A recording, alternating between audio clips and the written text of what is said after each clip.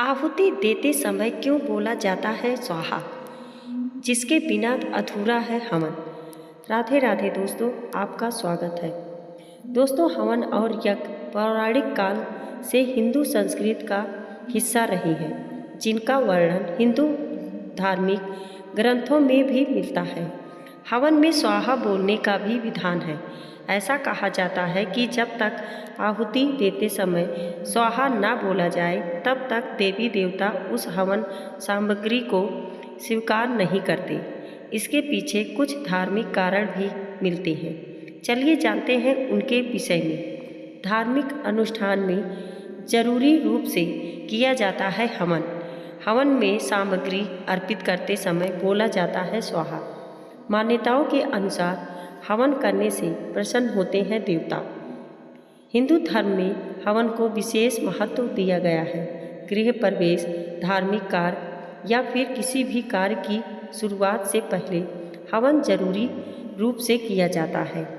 ऐसा माना जाता है कि हवन करवाने से उस कार्य में व्यक्ति को देवी देवताओं का आशीर्वाद मिलता है और सुख समृद्धि की प्राप्ति होती है।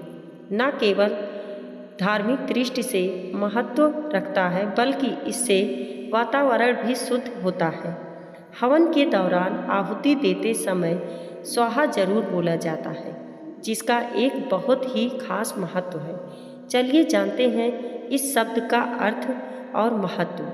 स्वाहा का अर्थ, जब हवन किया जाता है तो यज्ञ के दौरान हवन कुंड में हवन की सामग्री अर्पित करते समय स्वाहा शब्द का उच्चारण किया जाता है, जिसका अर्थ है सही रीति से पहुँचाना।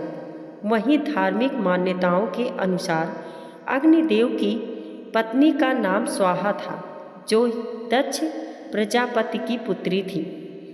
इसीलिए हवन कुंड में आहुति देते समय हर मंत्र के उच्चारण के बाद स्वाहा कहा जाता है और यह माना जाता है कि इससे अग्निदेव प्रसन्न होते हैं। स्वाहा शब्द का क्या है महत्व?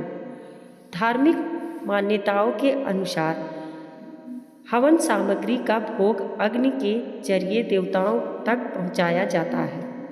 ऐसा माना जाता है कि जब तक देवी देवताओं हविष्य यानी हवन सामग्री को ग्रहण न कर लें, हवन या यज्ञ तब तक सफल नहीं माना जाता, जब तक हविष्य को अग्नि के द्वारा स्वाहा के माध्यम से अर्पित किया जाता है, तभी देवी देवता इससे ग्रहण करते हैं।